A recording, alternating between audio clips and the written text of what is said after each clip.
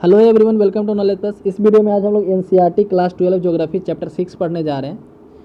तो आइए शुरू करते हैं आज का वीडियो। आज का हमारा टॉपिक है सेकेंडरी एक्टिविटीज। 6 चैप्टर में आज हम लोग को सेकेंडरी एक्टिविटीज़ के बारे में पढ़ना। कल हम लोग 5th चैप्टर में प्राइमरी एक्टिविटीज़ के बारे में पढ़े थे। तो आइए शुरू करते हैं आज का वीडियो। तो कहा जा रहा है कि all economic activities namely primary, secondary, tertiary, quaternary revolve around obtaining and utilizing resources necessary for survival. तब इसमें मेनली कोई भी इकोनॉमिक एक्टिविटी का काम क्या होता है कि जीने के लिए, सर्वाइवल करने के लिए जो भी नेसेसरी रिसोर्सेज है उसको यूज किया जाए। Secondary activities add value to natural resource by transforming raw material to valuable product. Secondary activities में क्या होता है कि जो रॉ मटेरियल है उसको ट्रांसफॉर्म किया जाता है वैल्यूएबल प्रोडक्ट में। यहाँ पे cotton in the ball has limited use. क्या करें, जो कॉटन बॉल है उसका लिमिटेड यूज है, लेकिन जब उसको धागा में कन्वर्ट कर दिया जाए, ट्रांसफॉर्म कर दिया जाए तो ज़्यादा वैल्यूएबल हो जाता है, more valuable and can be use for making cloth. और उसका यूज कहा जाता है कपड़ा बनाने के लिए। आयरन और कैनॉट बी यूज। आयरन और का हम लोग नहीं यूज कर सकते directly from the mines, directly mine से, but after being converted into steel it gets its value and can be use for making valuable machines. तो यदि उसको स्टील में कन्वर्ट कर दिया जाए तो मशीन बनाने में उसका यूज किया जा सकता है, टूल्स बनाने में किया जा सकता है। The same is true for most of the material from the farm. उसी तरह से खेत में जो प्रोड्यूस होता है उसका भी उसी तरह का यूज है। फॉरेस्ट से, माइन से, सी से जो प्रोड्यूस होता है। Secondary activity therefore concern with manufacturing, processing and construction industry. तो क्या कर रहा है कि सेकेंडरी एक्टिविटी से हम लोग क्या कंसर्न करते हैं, तो जो मैन्युफैक्चरिंग इंडस्ट्री है, प्रोसेसिंग इंडस्ट्री है, कंस्ट्रक्शन इंडस्ट्री, ये सब। अब मैन्युफैक्चरिंग के बारे में पढ़ते हैं। तो manufacturing involves a full array of production from handicraft to moulding, iron, steel and stamping और plastic toys to assembling delicate computer components और स्पेस व्हीकल्स। क्या करें, मैन्युफैक्चरिंग काफ़ी एक लंबा रेंज यहाँ पे है। क्या क्या होता है इसमें, तो हैंडीक्राफ्ट बनाया जाता है, वही मैन्युफैक्चरिंग इंडस्ट्री है। आयरन को मोल्ड किया जाता है, यहाँ पे मोड़ा जाता है डिफरेंट शेप में, तो वो भी एक मैन्युफैक्चरिंग इंडस्ट्री है जहाँ स्टील बनाया जाता है। स्टाम्पिंग और प्लास्टिक टॉय, प्लास्टिक का खिलौना बनाया जाता है तो भी मैन्युफैक्चरिंग इंडस्ट्री है। कंप्यूटर बनाया जाता है तो भी मैन्युफैक्चरिंग इंडस्ट्री, और स्पेस व्हीकल भी बनाया जाए तो भी मैन्युफैक्चरिंग इंडस्ट्री ही है। In each of this processes the common characteristic are the application of power, mass production, identical product and specialize labour in the factory. तो इसमें कॉमन क्या है इस सारे प्रोसेस में जो हम लोग पढ़ें, तो सबसे पहले एप्लीकेशन ऑफ पावर, पावर का यूज करना। Mass production of identical product, एक जैसे जो प्रोडक्ट है उनका बड़े लेवल पर प्रोडक्शन करना। स्पेशलाइज्ड लेबर इन फैक्ट्री, तो जो स्पेशलाइज्ड लेबर होते हैं फैक्ट्री में। Setting for the production of standardized commodities. Manufacturing में भी done with the modern power machinery for, और इट में भी स्टिल वेरी प्रिमिटिव। क्या करें कि मैन्युफैक्चरिंग जो है या तो मॉडर्न तरीके से किया जाएगा मशीन का यूज करते, या फिर प्रिमिटिव होगा। प्रिमिटिव मतलब काफ़ी पुराने तरीके से जैसे पहले होता था। Most of the third world countries steel manufacture in the literal sense of the term. क्या करें कि थर्ड वर्ल्ड कंट्रीज जैसे लोग बोलते हैं जो डेवलपिंग कंट्रीज हैं उनको थर्ड वर्ल्ड कंट्रीज बोला जाता है। तो वहाँ आज भी जो है मैन्युफैक्चरिंग जो है काफ़ी कम होता है। It is difficult to present a full picture of all the manufacturing this countries. क्या करें कि वहाँ पे किस तरीके से मैन्युफैक्चरिंग होता है उसका एक फुल पिक्चर दिखाना ही डिफिकल्ट है। More emphasis is given to the kind of industrial activity which involve less complicated system of production. अब characteristics of modern large scale manufacturing, तो बड़े लेवल पे जो लार्ज स्केल मैन्युफैक्चरिंग होता है आजकल के ज़माने में उसके बारे में पढ़ते हैं। मॉडर्न लार्ज स्केल मैन्युफैक्चरिंग है द फॉलोइंग कैरेक्टरिस्टिक्स। तो पहला क्या है, specialization of skill method of production. क्या करें कि स्किल का स्पेशलाइजेशन, किसी एक खास तरह का स्किल की जरूरत पड़ती है ना। Under the craft method factories produce only few pieces. क्या करें कि इसके तहत क्या होता है कि फैक्ट्री जो है कुछ ही पीसेज को यहाँ पे प्रोड्यूस करती है, which are made to order, जो ऑर्डर के आधार पर बनाए जाते हैं। So the cost are high, इसलिए कॉस्ट यहाँ पे हाई होता है। On the other hand mass production involve production of large quantities of standardised parts by each worker performing only two task repeatedly. वहीं दूसरी तरफ देखा जाए तो बड़े लेवल पर जब प्रोडक्शन होता है तब थोड़ा सा सस्ता हो जाता है। अब manufacturing industry and manufacturing industry. Manufacturing literally mean make by hand. Manufacturing का मतलब क्या होता है कि मेक बाय हैंड, ठीक है। However now it include goods made by machine. हालांकि अब इसमें क्या आता है कि गुड्स जो मशीन से द्वारा बनाया जाता है। It is essentially a process which involve transforming raw material to finished good और higher value for sale in local और डिस्टेंस मार्केट। तो हालांकि इसमें जो है क्या यहाँ पे देखा जाता है कि जो रॉ मटेरियल है उसको ट्रांसफॉर्म किया जाए फिनिश्ड गुड में जो हायर वैल्यू पे बिके, या लोकल मार्केट या फिर दूर के मार्केट में। Conceptually an industry is geographical located manufacturing unit maintain books of accounts and records under a management system. तो क्या करें कि कॉन्सेप्चुअली देखा जाए कॉन्सेप्ट के तौर पर, तो इंडस्ट्री एक्चुअली है क्या, तो जियोग्राफिकली लोकेटेड मैन्युफैक्चरिंग यूनिट है ना, मतलब कि एक मैन्युफैक्चरिंग यूनिट है जो क्या करता है, तो maintain a book of accounts and record under a management system. As a term industry is comprehensive. Industry term जो है काफ़ी कॉम्प्रीहेंसिव है। It is also use synonymous with the manufacturing. इसको जब मैन्युफैक्चरिंग के पर्यायवाची के रूप में भी यूज किया जाता है कभी कभी, सिनोनिम के रूप में भी। When one use term like steel industry, chemical industry, one think factories और processes, but there are many secondary activities that are not carried in a factories. क्या करें, जैसे ही हम लोग इंडस्ट्री का नाम सुनते हैं, है ना, स्टील इंडस्ट्री, केमिकल इंडस्ट्री, तो हमारे दिमाग में फैक्ट्री आता है या फिर कोई ऐसा प्रोसेसिंग यूनिट आता है। लेकिन जितना सेकेंडरी एक्टिविटी है हर चीज़ फैक्ट्री में नहीं होता है। As it now called the entertainment industry, जैसे इंटरटेनमेंट इंडस्ट्री की बात किया जाए तो क्या इंटरटेनमेंट फैक्ट्री में वहाँ पे बनाया जाता है? नहीं। टूरिज्म इंडस्ट्री की बात किया जाता है, क्या टूरिज्म वहाँ पे फैक्ट्री में बनाया जाता है? नहीं, है ना। तो फैक्ट्री जब नाम सुनते हैं हमारे दिमाग में क्या आता है कि वहाँ पे कोई प्रोसेसिंग यूनिट हुआ होगा, लेकिन ऐसा नहीं। So for clarity the longer expression manufacturing industry is used, इसलिए यहाँ पे मैन्युफैक्चरिंग इंडस्ट्री यूज किया जाता है। इसलिए टॉपिक क्या था, manufacturing industries and manufacturing industry. तो दोनों में क्या था, मैन्युफैक्चरिंग के ऊपर यहाँ पे कॉमा था, यहाँ पे मैन्युफैक्चरिंग इंडस्ट्री के ऊपर कॉमा था, है ना। अब मैकेनाइजेशन यानी कि मशीनीकरण, mechanization refer to the using gadgets which accomplish task. Mechanization का मतलब क्या होता है कि गैजेट यूज करना, यहाँ पे मशीन यूज करना जो टास्क कर सके, पूरा कर सके। Automation without aid of the human thinking during the manufacturing process, advance stage of mechanization. तो क्या करें, बिना आदमी का यूज किए हुए, ठीक है, तो एडवांस स्टेज है मैकेनाइजेशन का। Automatic factories where feedback and close loop computer control system where machines are develop to think. क्या करें कि ऐसा ऐसा इंडस्ट्री है जहाँ पे मशीन ही सोच लेता है, ठीक है।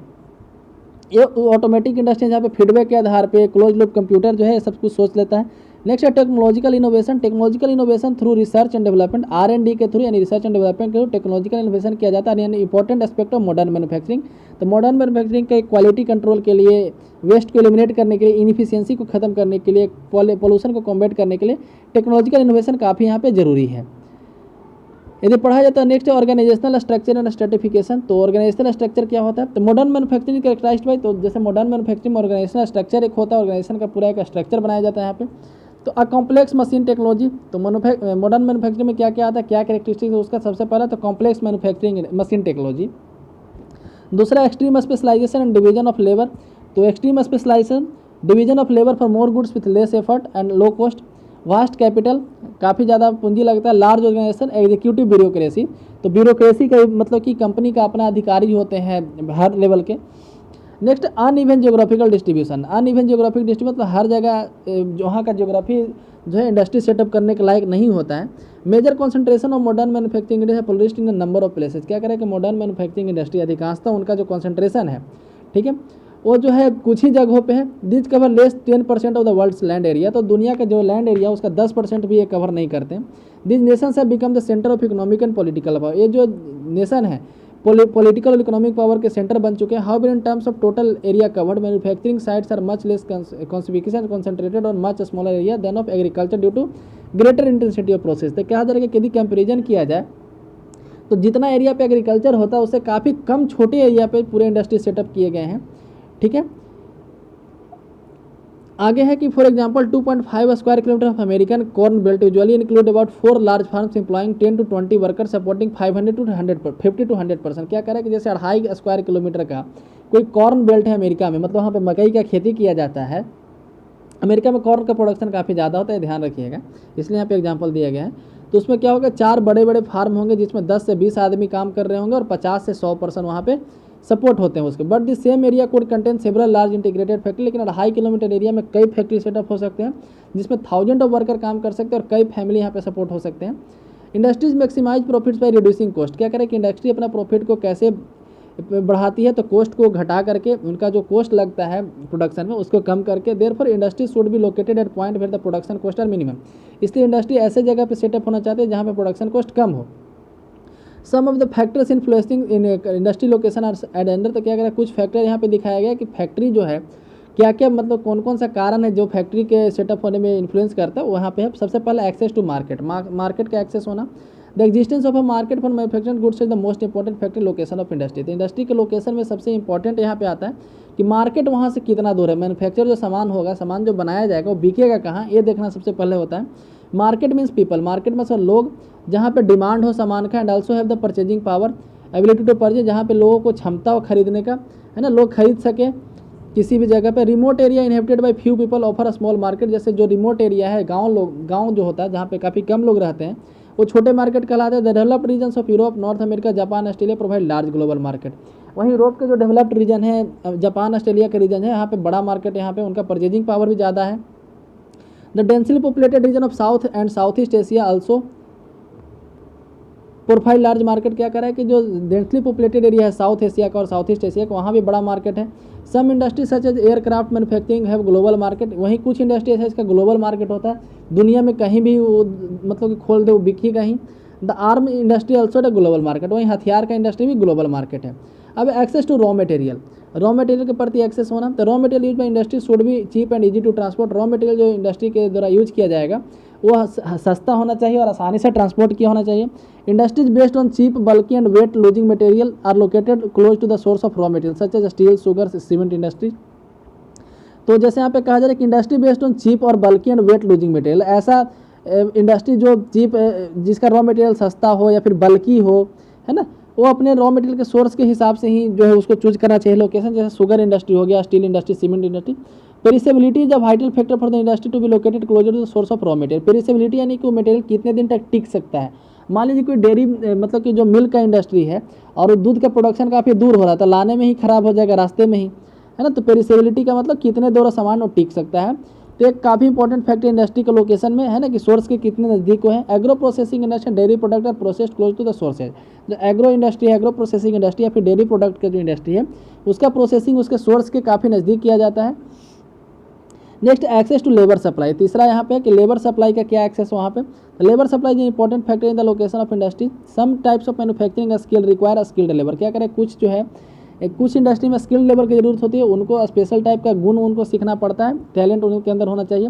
Increasing mechanisation, automation and flexibility industrial process अब reduce the dependence of industry for the labour. लेकिन मशीनीकरण बढ़ जाने से, मशीन का संख्या बढ़ जाने से यहाँ पे सारा काम तो आजकल मशीन कर दे रहा है। इस कारण से क्या हो रहा है कि लेबर पे जो है डिपेंडेंस है इंडस्ट्री का थोड़ा सा कम गया है। अब access to source of energy, source of energy के क्या एक्सेस, वहाँ पे एनर्जी कंसिडरेशन कितना है। तो industries will use more power located close to source of energy supply such as aluminium industry. तो जो इंडस्ट्री ज़्यादा पावर कंज्यूम करता है, जिसको ज़्यादा बिजली चाहिए, उसको बिजली के सोर्स के आसपास में सेटअप होना पड़ता है, जैसे aluminium industry. Earlier coal was the main source of energy, पहले जो कोयला मेन सोर्स था एनर्जी का। Today hydro electricity and petroleum are also important source of energy for many industries.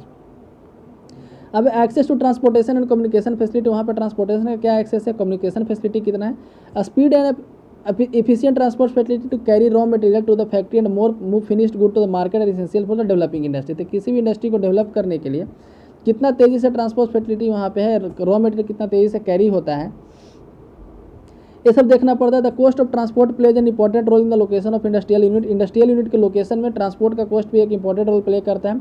Western Europe and eastern North America highly developed transport system. जैसे western Europe और northern America की बात किया जाए तो वहाँ पे काफ़ी डेवलप्ड ट्रांसपोर्ट सिस्टम है, which is always induce the concentration of industry in this area. इसी कारण से इस एरिया में इंडस्ट्री काफ़ी ज़्यादा है। Modern industries inseparably try to transportation system, हालांकि मॉडर्न इंडस्ट्री जो है ट्रांसपोर्टेशन सिस्टम से थोड़ा सा सेपरेट है।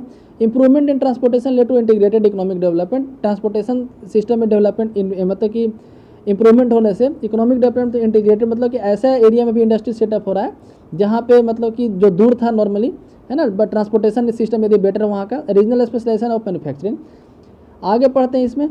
तो नेक्स्ट है communication is also important need for industries for the exchange and management of information. तो इन्फॉर्मेशन को एक्सचेंज करने के लिए, मैनेज करने के लिए कम्युनिकेशन भी एक इंपॉर्टेंट रोल प्ले करता है। उसका तो गवर्नमेंट पॉलिसी, वहाँ के सरकार का क्या नीति है इंडस्ट्री सेटअप करने के लिए। Government adopt regional policies to promote balanced economic development and hence setup industry particular area. तो गवर्नमेंट यहाँ पे क्षेत्रीय नीति अपनाती है, यहाँ पे इकोनॉमिक डेवलपमेंट को बैलेंस करने के लिए गवर्नमेंट जो है किसी एक एरिया में फैक्ट्री सेटअप करने के लिए प्रोत्साहित करती है। अब access to agglomeration economies link between industries, तो दो इंडस्ट्री के बीच में क्या लिंक है उसके बारे में पढ़ते हैं।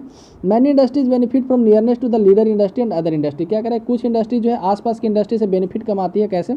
This benefit are term agglomeration economy, इस बेनिफिट को एग्लोमरेशन कहते हैं।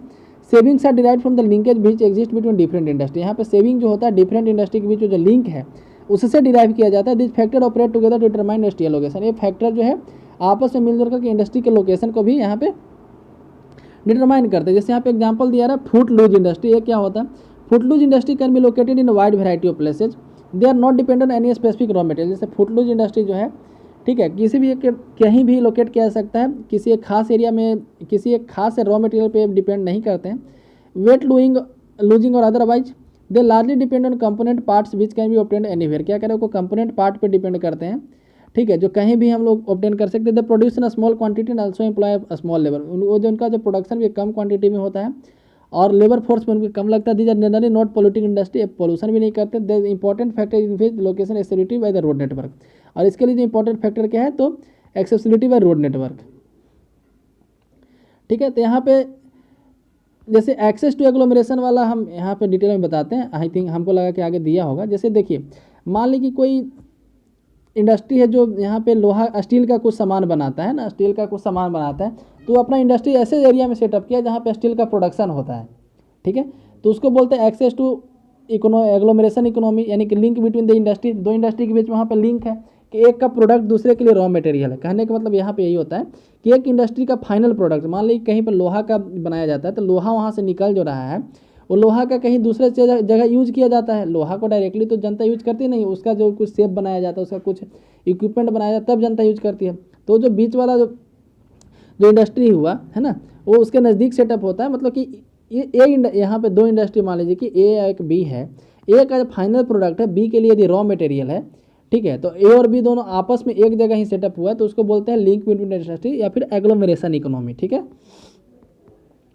नेक्स्ट है classification of manufacturing industry. Manufacturing industry को क्लासीफाई किस तरीके से किया गया, तो manufacturing industry is classified on the basis of their size, input यानी रॉ मटेरियल और आउटपुट, ओनरशिप, ये चार आधार पे इसको बांटा गया मैन्युफैक्चरिंग इंडस्ट्रीज को। तो industries based on size, size के आधार पर इंडस्ट्री को जैसे कैसे बांटा गया। The amount of capital investment, कितना अमाउंट में पूंजी लगाया गया है, कितना वर्कर वहाँ पे एम्प्लॉय किए गए हैं, कितना वॉल्यूम में प्रोडक्शन हो रहा है, ये सब इंडस्ट्री के साइज को डिटरमाइन करते हैं। अकॉर्डिंगली इंडस्ट्रीज में भी क्लासिफाइड इनटू हाउस होल्ड और कॉटेज, उसी तरीके से इंडस्ट्रीज को यहाँ पे house hold industry, cottage industry, small scale या लार्ज स्केल इंडस्ट्री में बांटा गया है। यहाँ पे फ्लो चार्ट बनाया गया है उसका, है ना, तो आप देख सकते हैं साइज के आधार पे जैसे बांटा गया है। तो क्या क्या है, कॉटेज और house hold, small scale, large scale. ठीक है, तो कॉटेज और हाउस होल्ड को आर्टिफैक्ट्स में बांटा गया है, यानी कि जहाँ पे आर्टिस्ट वाला काम होता है। उसके बाद रॉ मटेरियल के आधार पे तो इसको काफ़ी ज़्यादा बांटा गया, जैसे एग्रो बेस्ड, यानी कि जिसका जो रॉ मटेरियल एग्रीकल्चर से आता है, mineral based, chemical based, forest based, animal based. ठीक है, तो एग्रो बेस्ड में क्या क्या आएगा, तो sugar industry, edible oil industry, cotton, textile, coffee, tea, rubber वाला इंडस्ट्री। केमिकल में क्या आएगा, तो petrochemical, plastic, synthetic fibre, salt, chemical fertiliser, ये वाला इंडस्ट्री। फॉरेस्ट बेस्ड इंडस्ट्री किसको कहेंगे, जो लकड़ी पे बेस्ड है, लाख, पेपर, ये सब पे बेस्ड है। एनिमल बेस्ड जो लेदर इंडस्ट्री हो गया, वूल इंडस्ट्री हो गया, ये सब बेसिक। तो आयरन एंड स्टील को बेसिक इंडस्ट्री बोला जाता है। ठीक है, क्योंकि ये जो है सारे इंडस्ट्री, सॉरी ये तो आउटपुट के आधार पर था, सॉरी। अब देखिए यहाँ पे जैसे मिनरल बेस्ड था, उसको भी दो तरीके में बांटेंगे, मेटेलिक और नॉन मेटेलिक। मेटेलिक में दो तरह का होगा, फेरस और नॉन फेरस, और नॉन मेटेलिक में होगा सीमेंट, पॉटरी, ये सब वाला इंडस्ट्री जो हो गया। फेरस इंडस्ट्री में आयरन एंड स्टील आएगा, नॉन फेरस में जो लोहा के अलावे कॉपर, एल्युमिनियम, ज्वेलरी, ये सब इंडस्ट्री हो गया। अब आउटपुट के आधार पे यहाँ पे बांटा गया, तो बेसिक एंड कंज्यूमर गुड। तो बेसिक इंडस्ट्री जो दूसरी इंडस्ट्री के लिए रॉ मटेरियल का काम करता है, तो आयरन एंड स्टील। कंज्यूमर यानी डायरेक्टली जो कंज्यूमर यूज कर सकते हैं, तो बिस्किट, टेक्सटाइल, व्हीकल्स, ये सब हो गया। ओनरशिप के आधार पर तो पब्लिक सेक्टर यानी कि जो सरकारी है, प्राइवेट यानी किसी एक आदमी का, और ज्वाइंट सेक्टर जिसमें दोनों का मिक्सचर है ना, तो इस तरीके से बांटा जाता है। आगे यदि बढ़े तो अब यहाँ पे दिया हुआ है हाउस होल्ड इंडस्ट्री और कॉटेज इंडस्ट्री मैन्युफैक्चरिंग। तो हाउस होल्ड इंडस्ट्री के बारे में पढ़ना है कि in the smallest manufacturing unit, सबसे छोटा मैन्युफैक्चरिंग यूनिट है। The artisans is local raw material, जहाँ पे काम करने वाले लोग होते हैं, ये लोकल रॉ मटेरियल का यूज करते हैं, सिंपल टूल का यूज करते हैं, जो अपने घर में भी यूज करते हैं, है ना। और फैमिली मेम्बर को यहाँ पे इंक्लूड करते हैं अपने मदद के लिए, या फिर पार्ट टाइम लेबर रखते हैं। फिनिश प्रोडक्ट में भी for consumption in the small house hold, इनका जो फिनिश प्रोडक्ट होता है वो भी छोटे मोटे घरों में यूज किया जाता है। For sale in local village में या फिर बार्टर सिस्टम के थ्रू बेचते हैं। Capital and transportation do not wield much influence, क्या करें, पूंजी या फिर ट्रांसपोर्टेशन सिस्टम इसको ज़्यादा इन्फ्लुएंस नहीं करता है। ठीक है, क्योंकि दिस टाइप ऑफ मैन्युफैक्चरिंग है low commercial significance, most of the tools are divide locally. ठीक है, ये लोकल इंडस्ट्री होते हैं। जैसे यहाँ पे एक man making pots in the courtyard, example of house hold industry in Nagaland. तो इस तरह का सीन आपको इंडिया के किसी भी कोने में दिख जाएगा जहाँ पे घड़ा वगैरह बनाया जाता है। उसी तरह से man weaving bamboo basket by the road side Arunachal Pradesh. Arunachal Pradesh में इस तरीके का बास्केट बुना जा रहे हैं, दिखाया गया है।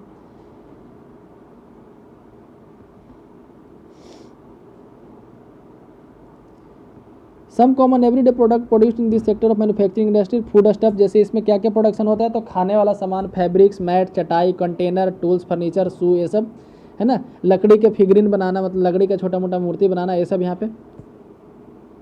आगे बढ़ते तो स्मॉल स्केल इंडस्ट्री है, मैन्युफैक्चरिंग है तो small scale manufacturing distinguished from house hold industry. तो स्मॉल स्केल जो मैन्युफैक्चरिंग है हाउस होल्ड इंडस्ट्री के द्वारा प्रोड्यूस किया जाता है।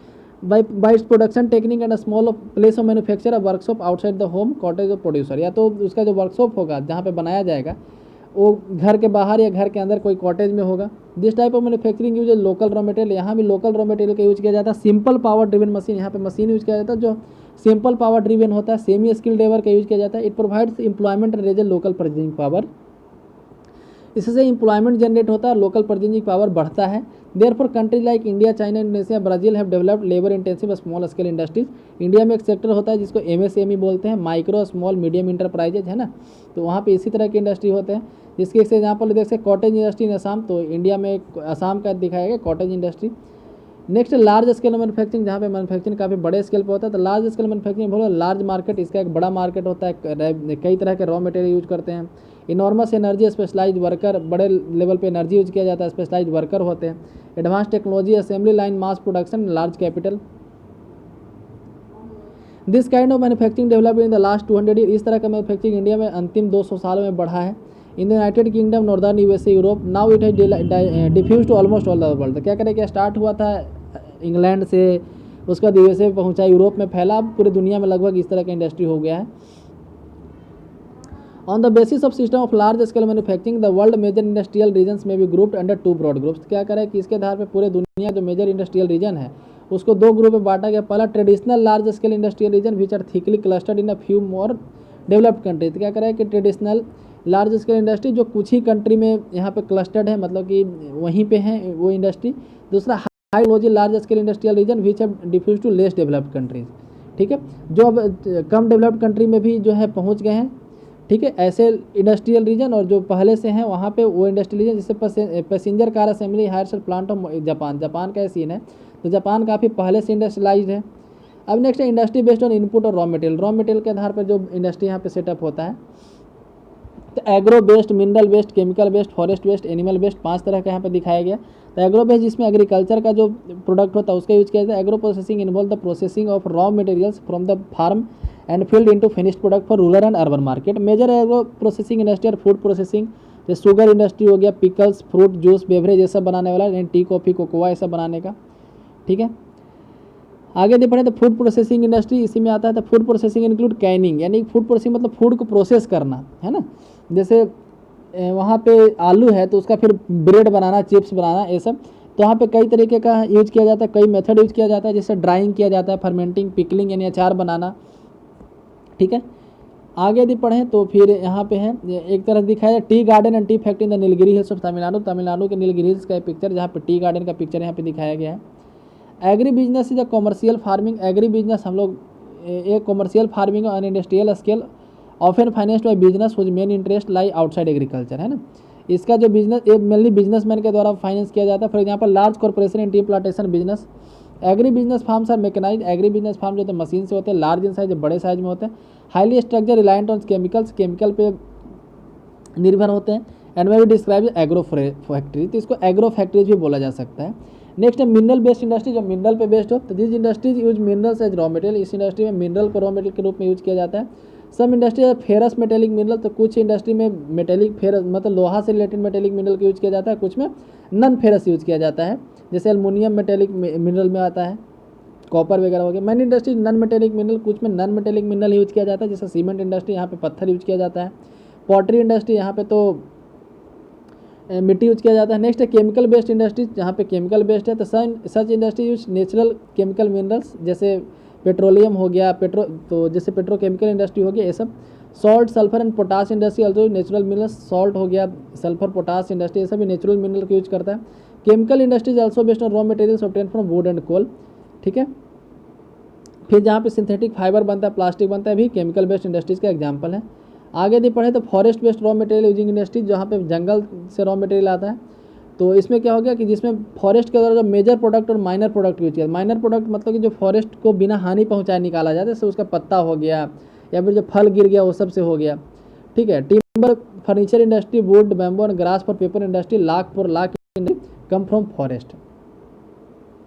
तो जैसे यहाँ पे दिखाया कि pulp mill in the heart of Ketchikan timber area of Alaska. तो अलास्का का एक पिक्चर है जहाँ पे पल्प इंडस्ट्री, यहाँ पे क्या बोलते हैं, पेपर बनाया जाता है। नेक्स्ट एनिमल बेस्ड इंडस्ट्री जो जानवर पर डिपेंडेंट है, leather for leather industry and wool for woollen textile और obtain from animals. Beside ivory which is obtain from elephant tusk, ivory जो है एलिफेंट के टस्क से निकाला जाता है, तो भी एनिमल बेस्ड इंडस्ट्री हो गया। आउटपुट के आधार पर तो seen some machines and tools made from iron या स्टील, तो क्या करें कि हम लोग जो भी मशीन देखते हैं वो आयरन या स्टील का बना होता है। तो रॉ मटेरियल जो हो गया मशीन और टूल के लिए आयरन और स्टील हो गया, which is itself an industry, तो आयरन और स्टील भी अपने आप में एक इंडस्ट्री है। The industry whose product are use to make other goods by using them raw material, तो ऐसा इंडस्ट्री जिसका फाइनल प्रोडक्ट को दूसरे इंडस्ट्री रॉ मटेरियल के रूप में यूज करता है, तो उसको हम लोग बेसिक इंडस्ट्री बोलते हैं। The consumer goods industries produced goods which are consumed by consumer directly, तो कंज्यूमर गुड इंडस्ट्री में ऐसे गुड्स को प्रोड्यूस किया जाता है जो कंज्यूमर्स के द्वारा डायरेक्टली यूज करते हैं। For example industry producing bread and biscuit, T, soap, toilet, ये सब है ना, सॉरी टॉयलेटरीज, पेपर फॉर, और उसके अलावा फिर हो गया पेपर फॉर राइटिंग, टेलीविजन। आगे देखते हैं तो इंडस्ट्रीज बेस्ड ऑन ओनरशिप, तो ओनरशिप के आधार पर जो इंडस्ट्री सेटअप किया गया, तो पब्लिक सेक्टर इंडस्ट्री जो सरकार के द्वारा होता है, जो गवर्नमेंट के द्वारा मैनेज किया जाता है। In India there were a number of PSU, तो इंडिया में कई PSU है, PSU यानी पब्लिक सेक्टर अंडरटेकिंग, सरकारी कंपनी। सोशलिस्ट कंट्री जब मैनी स्टेट इंडस्ट्री, तो जहाँ पे सोशलिस्ट नेचर का कंट्री होता है वहाँ पे काफ़ी ज़्यादा सरकारी कंपनी होता है। मिक्स्ड इकोनॉमी में पब्लिक और प्राइवेट दोनों होता है, तो इंडिया पब्लिक और प्राइवेट दोनों है। Private sector industry are owned by individual investor, तो ये किसी एक आदमी या फिर एक से ज़्यादा आदमी का होता है। These are manage by private organisation, इसको मैनेज किया जाता है प्राइवेट ऑर्गेनाइजेशन के द्वारा। इन कैपिटलिस्ट कंट्री एज काफ़ी ज़्यादा संख्या में होते हैं कैपिटलिस्ट इकोनॉमी में। ज्वाइंट सेक्टर इंडस्ट्री में जो है दोनों के द्वारा मिल करके मैनेज किया जाता है, ठीक है। Next traditional large scale industrial reason, तो कहाँ कहाँ ट्रेडिशनली बड़े स्केल मतलब कि लार्ज स्केल इंडस्ट्रियल रीजन है, तो these are based on the heavy industries often located near coalfield, ये तो कोलफील्ड के आसपास लोकेट होते हैं। जो काम क्या करते हैं, तो engage in metal smelting, heavy engineering, chemical manufacture और textile production. These industries are now known as smoke stack industries, ऐसे इंडस्ट्री को आजकल स्मोक स्टैक इंडस्ट्रीज बोलते हैं। Traditional industrial region can be recognised by, इसको कैसे पहचान सकते हैं, तो पहला high proportion of employment in manufacturing industries, highly density housing often of inferior type and poor services, इनके आसपास जो हाउसिंग होता है काफ़ी हाई डेंसिटी वाला होता है, मतलब काफ़ी कम जगह में ज़्यादा लोग रहते हैं। इन्फीरियर क्लास का लोग होते हैं वहाँ पे। पुअर सर्विसेज होता है, मतलब घर का जो टाइप होता है इन्फीरियर, मतलब काफ़ी लो क्वालिटी का होता है। अनअट्रैक्टिव इन्वायरमेंट, वहाँ का इन्वायरमेंट अनअट्रैक्टिव होता है, for example pollution, waste, heat and so on. अगर प्रॉब्लम्स ऑफ अनएम्प्लॉयमेंट, वहाँ पे अनएम्प्लॉयमेंट का प्रॉब्लम होता है। Emigration and derelict land area cause by closure of factories because of world wide fall in the demand. Next है Ruhr, रूढ़ के बारे में पढ़ना जो जर्मनी में है। This is one of the major industrial region of Europe for a long time, क्या करें कि काफ़ी लंबे समय से रूढ़ जो है एक इंडस्ट्रियल रीजन है। Coal and iron and steel forms of the basis of economy, तो इस एरिया में कोल, आयरन, स्टील ये सब जो है इकोनॉमी का बेसिस है। But as the demand for coal decline the industry started shrinking, लेकिन जैसे जैसे कोयला का डिमांड कमता गया इंडस्ट्री भी श्रिंक करता गया। इवन आफ्टर द आयरन और was exhausted the industry remained, क्या करें कि आयरन और खत्म हो जाने के बाद भी इंडस्ट्री रिमेन हुआ। यूजिंग द इम्पोर्टेड और brought by the waterway to the Ruhr. The Ruhr region responsible for the 80% of Germany total steel production, Germany का जितना भी स्टील प्रोडक्शन है उसका 80% जो है रूढ़ रीजन के द्वारा प्रोड्यूस किया जाता है। Changing in the industrial structure have led to the decay of some area and their problems of industrial waste and pollution. The future prosperity of Ruhr is based less on the production of coal and steel, क्या करें कि future जो है रूढ़ area का वो कोयला और स्टील के प्रोडक्शन पे बेस्ड नहीं है, उस पर कम बेस्ड है। For it was initially famous, हालांकि पहले उसी के लिए फेमस था। And more on the new industry like huge Opel car assembly, जैसे वहाँ पे कार असेंबली प्लांट खुल चुका है, कई केमिकल प्लांट यूनिवर्सिटी वगैरह खुल गए, इसलिए वो फेमस हो चुका है। Out of town shopping centre have appeared resulting a new रूढ़ लैंडस्केप, तो इस तरह से रूढ़ जो है एक नया लैंडस्केप के रूप में उभरा है। आयरन एंड स्टील इंडस्ट्री के बारे में बात करते हैं यहाँ पे। The iron and steel industry forms the base of another industry, तो दूसरी इंडस्ट्री के लिए बेस बनाता है, इसलिए इसको बेसिक इंडस्ट्री बोलते हैं। It is a basic because it provide raw material for the other industries, ये बेसिक इसीलिए बोलते हैं क्योंकि ये रॉ मटेरियल प्रोवाइड करता है दूसरे इंडस्ट्रीज के लिए, जैसे मशीन टूल्स या फिर फ्यूचर फर्दर प्रोडक्शन के लिए। इट में कॉल्ड अ हैवी इंडस्ट्री, इसको हैवी इंडस्ट्री भी बोल सकते हैं because it is large quantities of bulky raw material, its products are also heavy. Iron is extracted from iron ore by smelting in blast furnace, तो iron यहाँ पे extract किया जाता है आयरन ओर के द्वारा। पहले उसको जो है ब्लास्ट फर्नेस में कार्बन के साथ और लाइम स्टोन के साथ स्मेल्टिंग किया जाता है। ये सारा प्रोसेस हम लोग केमिस्ट्री में पढ़े होंगे, sorry. The molten iron is cooled and the moulded to form a pig iron, तो जो मोल्टेन आयरन वहाँ पे बनता है उसको ठंडा किया जाता है, उसके बाद उसको पीक आयरन बनाते हैं, which is often for converting into steel, उसको फिर उसको स्टील में कन्वर्ट किया जाता है मैग्नीज मिला करके। The large integrated steel industry traditionally located to the source of raw material, तो ऐसा इंडस्ट्री अधिकांशतः रॉ मटेरियल का जो सोर्स होता है वहीं पर सेटअप किया जाता है, मतलब जहाँ पे आयरन और मिलता हो, कोल मिलता हो, मैग्नीज मिलता हो, लाइमस्टोन मिलता हो, ठीक है। और या फिर ऐसा जगह जहाँ पे ये सबको आसानी से ला सकते हैं, जैसे सीपोर्ट के नज़दीक। But in mini steel mills access to market is more important than input. क्या करें, लेकिन जो छोटे मोटे स्टील मिल होते हैं वहाँ पे मार्केट का एक्सेस होना ज़्यादा जरूरी है इनपुट के मुकाबले।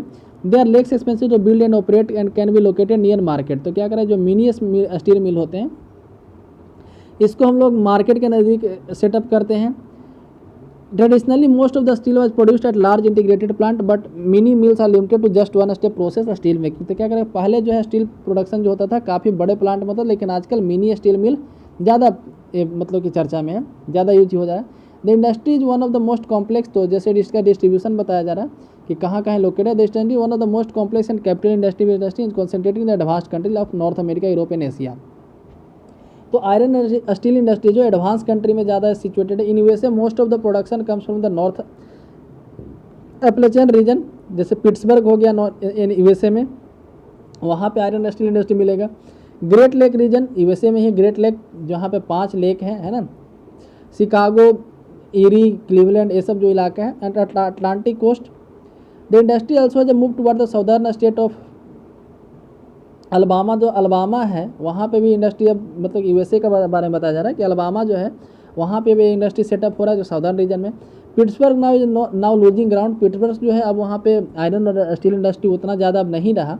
It has now become the rust ball of USA. अब जो यूएसए के रस्ट बॉल के रूप में काम करता है। रस्ट बॉल मतलब वहाँ बोल सकते हैं कि वहाँ के आयरन इंडस्ट्री में जंग लग गया, इसलिए रस्ट बॉल यहाँ पे बोला गया है। In Europe, UK, Germany, France, Belgium, Luxembourg, Netherland, Russia are leading producer. The important steel center are Scunthorpe, Port Talbot, Birmingham, Shielded in the UK। तो ये सब जगह का नाम बता रहा है जहाँ पे स्टील इंडस्ट्री आपको मिलेगा। In Asia the important centre include Nagasaki and Tokyo, Yokohama in Japan. तो जापान में नागासाकी और टोक्यो, योकोहामा वाला एरिया में आपको स्टील इंडस्ट्री मिलेगा। संघाई, तिनस्तिन, वुहान इन चाइना। वुहान काफ़ी फेमस है कोरोना वायरस के लिए। और इंडिया में जमशेदपुर, कुल्टी, बर्नपुर, दुर्गापुर, राउरकेला, है ना। अब जाना पहचाना नाम मिल रहा है तो थोड़ा पढ़ने में अच्छा लग रहा है। बोकारो, सलेम, सलेम भी एक जगह का नाम है, याद रखिए। विशाखापट्टनम, आप बताइए सलेम कौन से स्टेट में है। विशाखापट्टनम, भद्रावती, ये सब इंडिया में है जहाँ पे आपको स्टील इंडस्ट्री मिलेगा। तो एक्चुअली स्टील जो है इंडिया जो है स्टील के प्रोडक्शन में, आयरन नहीं, स्टील के प्रोडक्शन में सेकंड नंबर पे, फर्स्ट नंबर पे चाइना आता है। नेक्स्ट है कॉटन टेक्सटाइल इंडस्ट्री। इंडिया जो है कॉटन में फर्स्ट नंबर पे आता है कॉटन प्रोडक्शन में। कॉटन टेक्सटाइल इंडस्ट्री है 3 सब सेक्टर, इसके 3 सब सेक्टर है। पहला हैंडलूम, पावरलूम और मिल सेक्टर, ठीक है। Handloom sector is labour intensive. Handloom sector में लेबर काफ़ी ज़्यादा यूज किया जाता है। And provide employment to semi skilled worker. जो सेमी स्किल्ड वर्कर उनको यहाँ पे एम्प्लॉयमेंट मिलता है। It require small capital investment, इसमें काफ़ी कम पूंजी लगाना पड़ता है। Why did Mahatma Gandhi propagate khadi as part of the independence movement. इसी कारण से महात्मा गांधी जो है इसको इंडिपेंडेंस मूवमेंट का पार्ट बनाए थे कि हर लोग खादी यूज करेगा तो उसके लिए खादी का प्रोडक्शन होगा। खादी का प्रोडक्शन गाँव में किया जाता है तो उससे गाँव का इकोनॉमी डेवलप होगा। This sector involves spinning, weaving and finishing of the fabrics. The powerloom sector introduce machine. तो पावरलूम में मशीन का यूज किया जाता है। यहाँ पे लेबर का कम यूज किया जाता है लेकिन प्रोडक्शन काफ़ी ज़्यादा होता है। Cotton textile mill is highly capital industry. वहीं टेक्सटाइल मिल वाला जो इंडस्ट्री है वो काफ़ी ज़्यादा कैपिटल पूंजी लगता है उसमें, और काफ़ी बल्क में मतलब काफ़ी बड़े क्वांटिटी में यहाँ पे क्लॉथ प्रोडक्ट्स किया जाता है, धागा भी बनाया जाता है। Cotton textile manufacturing requires good quality cotton such as raw material. तो क्या करें कि इसमें हाई क्वालिटी वाला रॉ मटेरियल यूज करना पड़ता है। India, China, USA, Pakistan, Uzbekistan, Egypt produce more than half of the world's raw cotton. तो दुनिया में जितना कॉटन प्रोड्यूस होता है उसमें इंडिया सबसे टॉप पे है, उसके बाद आता है दूसरे कंट्री लोग। The UK, new NW European in north west European countries and Japan also produce cotton textile made from imported यान। यहाँ भी कॉटन बनाया जाता है लेकिन इंपोर्टेड यान, यहाँ धागा जो है इंपोर्ट कराया जाता है दूसरे कंट्री से। Europe alien account for the nearly half of the world cotton import. दुनिया में जितना कॉटन का इंपोर्ट होता है यूरोप में सबसे ज़्यादा होता है। The industry has to face very stiff competition with synthetic fibre. हालांकि अब कॉटन इंडस्ट्री को सिंथेटिक फाइबर की इंडस्ट्री से कंपटीशन करना पड़ रहा है ना, इसलिए डिक्लाइन कर रहा है बहुत सारे कंट्री में। With the scientific advancement, technological improvement, the structure of industry change. The Germany recorded constant growth in cotton textile industry since second world war. Germany में जैसे सेकंड वर्ल्ड वॉर के समय से कॉटन टेक्सटाइल इंडस्ट्री बढ़ रहा था with the till the 70s, but now it had decline 70s तक, लेकिन अब एक डिक्लाइन कर रहा है। It shifted to less developed country where labour cost are low. अब एक concept of high technology industry. High technology industry का क्या कॉन्सेप्ट है? तो हाई टेक्नोलॉजी और सिंपली हाईटेक इंडस्ट्री जिसको बोलते हैं, है ना। The latest generation of manufacturing industry. Manufacturing industry का सबसे लेटेस्ट वाला जनरेशन है। It is best understood as the application of the intensive research and development. ये मेनली रिसर्च और डेवलपमेंट पे ज़्यादा डिपेंडेंट है। Efforts leading to manufacture products और advance scientific and engineering characteristics. Professional यानी कि व्हाइट कॉलर वर्कर, जैसे हम लोग कल पढ़े थे, रेड कॉलर वर्कर किसको बोलते थे, जो वहाँ पे एग्रीकल्चर सेक्टर में वर्क करते थे, क्योंकि उनको आउटपुट मतलब कि बाहर वर्क करना पड़ना था, आउटडोर में वर्क करना पड़ता था, इसका रेड कॉलर बोलते थे। व्हाइट कॉलर वर्कर बोलते हैं जो ऑफिशियल जॉब करते हैं, ठीक है। और ब्लू कॉलर वर्कर बोलते हैं जो इंडस्ट्री में जॉब करते हैं उनको। Make up large share of total workforce, तो इस इंडस्ट्री में, हाईटेक इंडस्ट्री में व्हाइट कॉलर वर्कर ज़्यादा होता है। This highly skilled specialize greatly outnumber the actual production. जो ब्लू कॉलर वर्कर है उनसे काफ़ी ज़्यादा उनसे उसके मुकाबले काफ़ी स्पेशलाइज होते हैं। Robotics on the assembly line, computer aided design, CAD and the manufacturing, electronic control of smelting and refining process and the constant development of new chemicals and pharmaceutical production notable example of high tech industry. तो सब high tech industry का example था। Neatly spaced low modern spaced office plant lab buildings rather than massive assembly structure factories and storage area mark the high tech industry landscape. तो क्या कह रहा है कि नीटली स्पेस्ड है ना, तो इस तरीके का modern dispersed office plant lab building, ये सब जो है हाईटेक इंडस्ट्री का पहचान है। Plant business park for high tech startups have become part of regional and local development scheme. तो आजकल जो है किसी भी एरिया में डेवलपमेंट कराने के लिए जो है ना, इस तरह का स्टार्टअप काफ़ी ज़्यादा प्लानिंग वे में सेटअप किया जा रहा है। इसका एग्जांपल दिखाया जा रहा है कि सिलिकॉन वैली जो सैन फ्रांसिस्को के नज़दीक है, ठीक है। And Silicon Forest near Seattle are example of technopolis. Technopolis कहने मतलब जहाँ पे टेक्निकल इंडस्ट्री काफ़ी ज़्यादा है। इंडिया में आप बेंगलुरु को इससे कंपेयर कर सकते हैं। तो manufacturing contribute significantly the world economy. Manufacturing जो है वर्ल्ड इकोनॉमी में काफ़ी ज़्यादा कंट्रीब्यूट करता है। Iron and steel, textile, automobile, petrochemical, electronic, some of the world most important manufacturing industries. इसी के साथ ये चैप्टर समाप्त होता है। आपके लिए होमवर्क है कि यहाँ पे जो यहाँ पे जो MCQ है उसको कमेंट सेक्शन में जवाब दीजिए। यहाँ पे 3 MCQ आपको दिख रहा होगा, है ना। तो 3 MCQ का जवाब आप कमेंट सेक्शन में दीजिए। एक MCQ नीचे भी हम अभी दिखाएंगे। तो यहाँ पे एक MCQ है, सर ये मिलाने वाला है, तो आप इसका भी जवाब कमेंट सेक्शन में दीजिए। इसी के साथ ये वीडियो समाप्त होता है। यदि वीडियो पसंद है तो लाइक करें, चैनल को सब्सक्राइब करें। धन्यवाद।